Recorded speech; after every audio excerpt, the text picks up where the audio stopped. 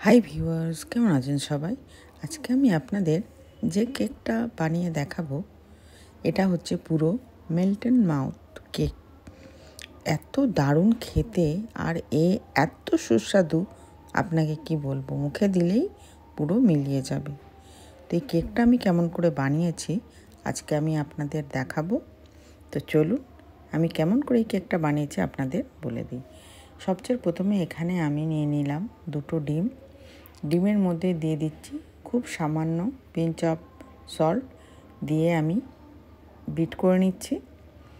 এটা বিট করা হয়ে গেলে এর মধ্যে আমি দিয়ে দিলাম 1 কাপ মেপে পাউডার সুগার।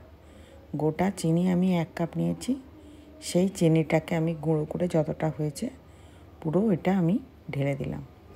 এবার কিছুক্ষণ বিট করার পরে এরপর আমি দিয়ে দিচ্ছি এর মধ্যে 1/3 কাপ টক দই। এটা হচ্ছে বাড়ির পাতা দই, তো দোকানে দিলেও কোনো অসুবিধা নেই, সামান্য একটু জল আছে এর মধ্যে। এবার দিয়ে দিচ্ছি 1/3 কাপ অয়েল, যে কোনো ব্র্যান্ডের ভেজিটেবল অয়েল দিতে পারেন। আপনি এখানে কিন্তু বাটারও ইউজ করতে পারেন, মেল্টেড বাটার। আর এখানে দিয়ে দিলাম 1 টিস্পুন ভ্যানিলা এসেন্স। আপনি এসেন্স কিন্তু বেশিও দিতে পারেন, সেক্ষেত্রে কোনো অসুবিধা নেই। আর মিক্স হয়ে যাওয়ার পরে এবার এর মধ্যে আমি দিয়ে দিলাম 1 কাপ আর 1/4 কাপ দিয়ে দিচ্ছি এখানে এপি ফ্লাওয়ার, মানে অল পারপাস ফ্লাওয়ার, ময়দা। 1 টিস্পুন এখানে দিয়ে দিচ্ছি বেকিং পাউডার আর দিয়ে দিচ্ছি 1/4 টিস্পুন বেকিং সোডা। আচ্ছা সরি, ওখানে 1/2 টিস্পুন আমি বেকিং পাউডার দিলাম। এবার এটাকে মিক্স করে নিচ্ছি। 1 টিস্পুন আর 1/2 টিস্পুন আপনি লেখাগুলো দেখে নেবেন। দিয়ে দিচ্ছি 1/3 কাপ খুব সামান্য গরম মিল্ক। তারপরে আমি এর মধ্যে নিয়ে নিচ্ছি 1 টেবিল স্পুন কোকো পাউডার আর 1 টিস্পুন ইনস্ট্যান্ট কফি। দুটোকে এবার 2-3 টেবিল স্পুন জল দিয়ে, গরম জল দিয়ে মিক্স করে নিচ্ছি।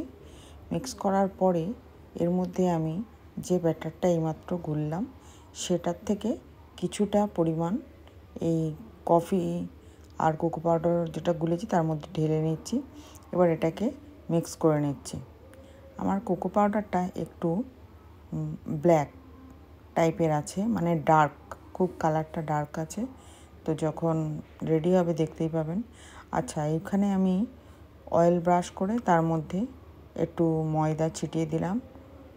আমি এখানে কোনো বেকিং পেপার ইউজ করিনি।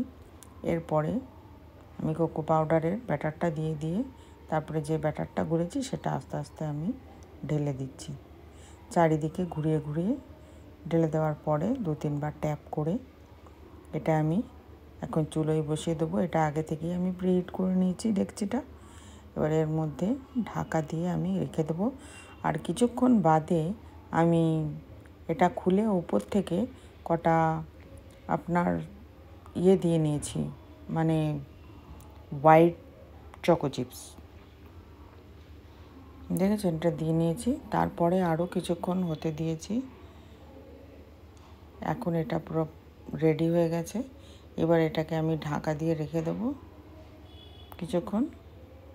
আর এর মধ্যে অনেক, দেখুন ঘামগুলো সব জমেছে, ভেপারটা। এইবার এটাকে আপনাকে আমি ডিমোল্ড করে দেখাবো।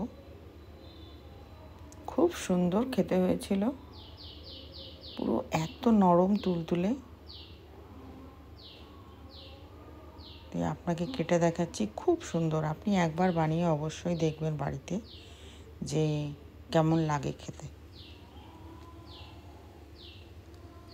ভিডিওটা ভালো লাগলে লাইক, কমেন্ট, শেয়ার করবেন।